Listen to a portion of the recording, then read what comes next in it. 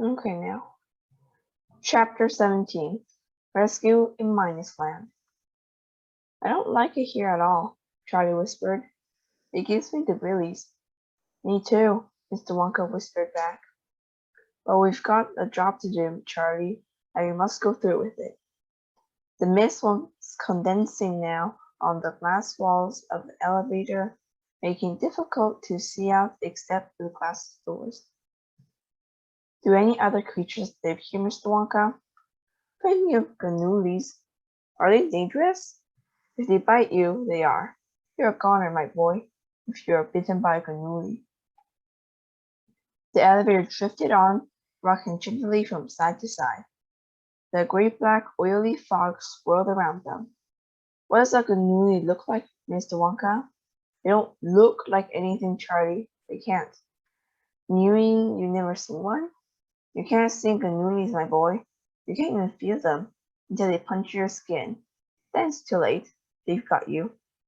You mean there might be swarms of them all around us this very moment? Charlie asked.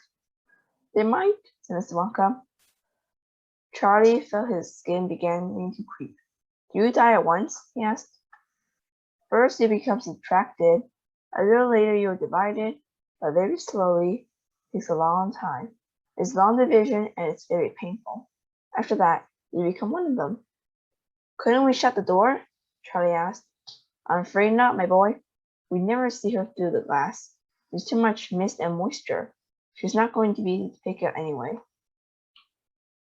Charlie stood at the open door of the elevator and stared into the swirling vapors. This, he thought, is what hell must be like. Hell without heat. There was something unholy about it, something unbelievable, diabolical. It was all so deathly quiet, so desolate and empty. At the same time, the constant movement, the twisting and swirling of the misty vapors, gave one the feeling that some very powerful force, even McGillant, was at work all around.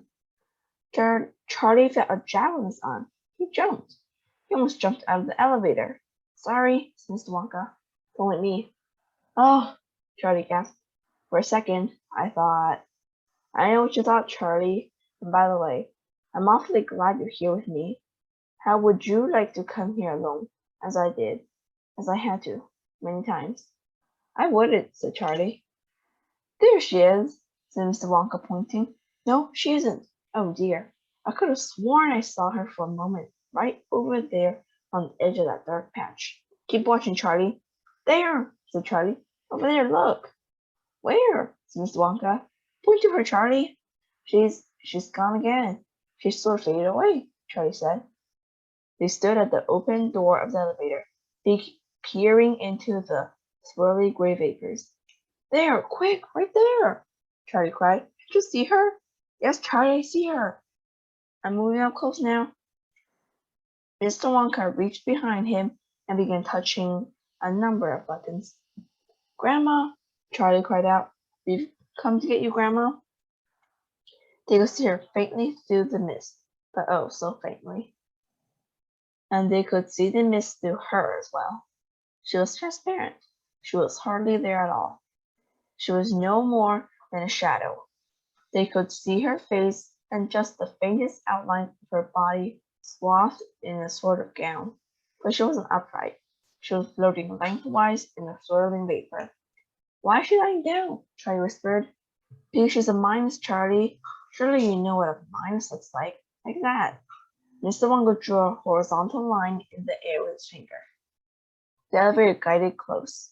The ghostly shadow of Grandma Georgina's face was no more than a yard away now. Charlie reached out through the door to touch her, but there was nothing there to touch. His hand went right through her skin. Grandma, he gasped. She began to drift away. Stand back, ordered Mr. Wonka, and suddenly, from some secret place inside his coat tails, he whisked out a spray gun. It was one of those old-fashioned things people used for spraying fly spray around the room before aerosols came along. He aimed the spray gun straight at the shadow of Grandma Georgina, and he pumped the handle hard. Once, twice, 3 times. Each time, a fine black spray spurted out from the nozzle of the gun. Instantly, Grandma Georgina disappeared. A bullseye! Cried Mr. Wonka, jumping up and down with excitement. I got her with both barrels. I placed her good and proper. That's Vida Wonka for you. Where's she gone? Charlie asked. Back where she came from, of course. To the factory. She's a minus no longer, my boy. She's 100% red-blooded plus. Come along now. Let's get out of here quickly before the moolies find us. Mr. Wonka jabbed the button. The doors closed, and the big glass elevator shot upwards for home. Sit down, strap yourself in again, Charlie, said Mr. Wonka. We're going flat out this time. The elevator roared and rocketed up toward the surface of the earth. Mr. Wonka and Charlie sat side by side on their little jump seats, strapped in tight. Mr. Wonka began tucking the spray gun back into the enormous pocket somewhere inside his coattails. It's such a pity one has to use a clumsy thing like this, he said. But there's simply no other way of doing it. Ideally, of course, one would measure out exactly the right number of drops into a teaspoon and feed it carefully into the mouth. But it's impossible to feed anything into minus. It's like trying to feed one's own shadow. That's why I've got to use a spray gun. Spray them all over, my boy. That's the only way. It worked fine, though, didn't it? Charlie said. Oh, it worked all right, Charlie. It worked beautifully. All I'm saying is that there's bound to be a slight overdose. I don't quite know what you mean, Mr. Wonka. My dear boy, if it only takes 4 drops of Vital Wonka to turn a young Oompa Loompa into an old man.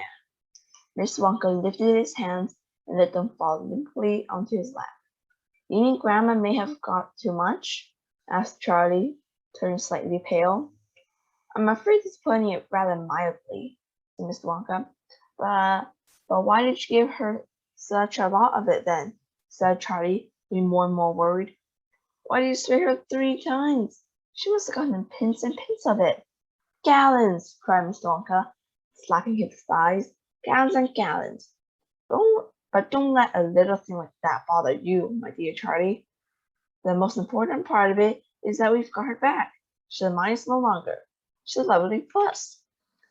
She's a plussy as plussy can be. She's more plussy than you or than me. The question is how. Just how old is she now? Is she more than 103? Moving on to Chapter 18. The oldest person in the world. Are you returning trump, Charlie? Cried Mr. Wonka as the great glass elevator began to slow down. Once more, your dear family will all be together again. The elevator stopped. The door slid open, and there was a chocolate room in the chocolate river and Oompa Loompas, and in the middle of it all, the great bed belonging to the old grandparents. Charlie, said Grandpa Joe, rushing forward. Thank heavens you're back. Charlie hugged him. Then he hugged his mother and father. Is she here? He said. Grandma Georgina? Nobody answered. No one did anything except Grandpa Joe, who pointed to the bed. He pointed, but he didn't look where he was pointing. None of them looked at the bed, except Charlie. He walked past them all to get a better view, and he saw at one end the 2 babies, Grandma Josephine and Grandpa George, both tucked in sleeping peacefully. At the other end, don't be alarmed, said Mr. Wonka, running up and placing a hand on Charlie's arm. She's bound to be a tiny bit overplus. I warned you about that. What have you done to her? Cried Mrs. Bucket. My poor old mother. Propped up against the pillows at the other end of the bed was the most extraordinary looking thing Charlie had ever seen. Was it some ancient fossil? It couldn't be because it was moving slightly, and now it was making sounds, croaking sounds, the kind of sounds a very old frog might make if it knew a few words. Well, well, well, croaked, if it isn't dear Charlie. Grandma, cried Charlie. Grandma Georgina. Oh. Her tiny face was like a pickled walnut. There were such masses of creases and wrinkles that the mouth and eyes, even the nose, was sunken almost out of sight. Her hair was pure white, and her hands, which were resting on top of the blanket, were just little lumps of wrinkly skin. The presence of this ancient creature seemed to have terrified not only Mr. and Mrs. Bucket, but Grandpa Joe as well. They stood well back, away from the bed. Miss Wonka, on the other hand, was as happy as ever. "My dear lady," he cried, advancing to the edge of the bed and clasping one of those tiny wrinkled hands over his. "Welcome home, and how are you feeling on this bright, glorious day?" "Not too bad," croaked Grandma Georgina. "Not too bad at all, considering my age." "Good for you," said Mr. Wonka. "Atta girl. All we've got to do now is find out exactly how old you are. Then we shall be able to take further action." "You're taking no further action around here," said Mrs. Bucket, tight-lipped. "You've done enough damage already." "But my dear old muddle-headed mugwump," said Mr. Wonka, turning to Mrs. Bucket, "what does it matter that the old girl has become a trifle too old? We can put that right in a jiffy. Have you forgotten Wonka Vite and how every tablet makes you 20 years younger? We shall bring her back. We transform her into a blossoming, blushing maiden in the twinkling of an eye." "How good is that when her husband's not even out of his nappies yet?" wailed Mrs. Bucket, pointing a finger at the 1-year-old Grandpa Joe, so peacefully sleeping. "Madame," said Mr. Wonka, "let's do one thing at a time. I forbid you to give her that beastly Wonka Vite," said Mrs. Bucket. "You'll just turn into a minus again, just as sure as I'm standing here." "I don't want to be a minus," croaked Grandma Georgina. "If I ever have to go back to that beastly minus stand again, the Ganoolies will nickel me." "Fear not," said Mr. Wonka. "This time I myself will supervise the giving of the medicine. I shall personally see to it that you can get the correct dosage. But listen very carefully now. I cannot work out how many pills to give you until I know how old you are. That's obvious, isn't it?" "It is not obvious at all," said Mrs. Bucket. "Why can't you give her one pill at a time and play it safe?" "Impossible, madame. In very serious cases such as this one, Wonka Vite doesn't work at all with giving small doses. You've got to throw everything at her in one go. You've got to hit her with it hard. A single pill won't even begin to shift her. She's too far gone for that. It's all or nothing." "No," said Mrs. Bucket firmly. "Yes," said Mr. Wonka. "Dear lady, please listen to me. If you have a very severe headache and need 3 aspirins to cure it, it's no good taking one at a time and waiting 4 hours between each. You never cure yourself that way. You got to gulp them all down in one go. It's the same with Wonka Vite. May I proceed?" "All right, I suppose I have to," said Mrs. Bucket. "Good," said Mr. Wonka, giving a little jump and twirling his feet in the air. "Now then, how old are you, my dear Grandma Georgina?" "I don't know," she croaked. "I lost count of that years and years ago." "Don't you have any idea?" said Mr. Wonka. "Of course I don't," gibbered the old woman. "Nor would you if you were as old as I am." "Think," said Mr. Wonka. "You've got to think." The tiny old wrinkled brown walnut face wrinkled itself up more than ever. The others stood waiting. The Oompa Loompas, enthralled by the sight of this ancient object, were edging closer and closer to the bed. The 2 babies slept on. "Are you, for example, 100? said Mr. Wonka. 110? 120? "It's no good," she croaked. "I never did have a head for numbers." "This is a catastrophe," cried Mr. Wonka. "If you can't tell me how old you are, I can't help you. I dare not risk an overdose." Gloom settled upon the entire company, including for once Mr. Wonka himself. "You messed it up good and proper this time, haven't you?" said Mrs. Bucket. "Grandma," Charlie said, moving forward to the bed. "Listen, Grandma, don't worry about exactly how old you are. Just think of happening instead. Think of something that happened to you. Anything you like, as far back as it can. May help us." "Lots of things happened to me, Charlie. So many, many things happened to me." "But can you remember any of them, Grandma?" "Oh, I don't know, my darling. I suppose I could remember 1 or 2 if I thought hard enough." "Good, Grandma, good," said Charlie eagerly. Now, what is the very earliest thing you can remember in your whole life? My dear boy, that really would be going back a few years, wouldn't it? When you were a little grandma like me, can't you remember anything you did when you were little? The tiny sunken black eyes glimmered faintly, and a sort of smile touched the corners of the almost invisible little slit of the mouth. There was a ship, she said. I can remember a ship. I couldn't ever forget that ship. Go on, Grandma, a ship. What sort of a ship? You sail on her? Of course I sailed on her, my darling. We all sailed on her. Where from? Where to? Charlie went on eagerly. Oh, I couldn't tell you that. I was just a tiny little girl. She lay back on the pillow and closed her eyes. Charlie watched her, waiting for something more. Everybody waited. Nobody moved. It had a lovely name, that ship. There was something beautiful. Something so beautiful about that name. But of course I couldn't possibly remember it.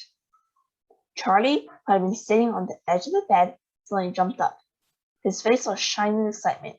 If I said the name, Grandma, would you remember it then? I might, Charlie. Yes, I might. The Mayflower, cried Charlie. The old woman's head jerked up off the pillow. That's it, she croaked. You've got it, Charlie. The Mayflower. Such a lovely name. Grandma, Charlie called out, dancing with excitement. What year did the Mayflower sail for America? The Mayflower sailed out of Plymouth Harbor on September the 6th, 1620, said Grandpa Joe. Plymouth, croaked the old woman. That rings a bell too. Yes, it might have easily been Plymouth. 1620, cried Charlie. Oh, my heavens above. That means you do your grandpa.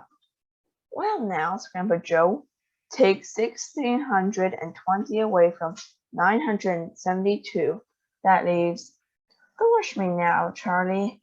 That leaves 352. Jumping jackrabbits, yelled Mr. Bucket. She's 352 years old.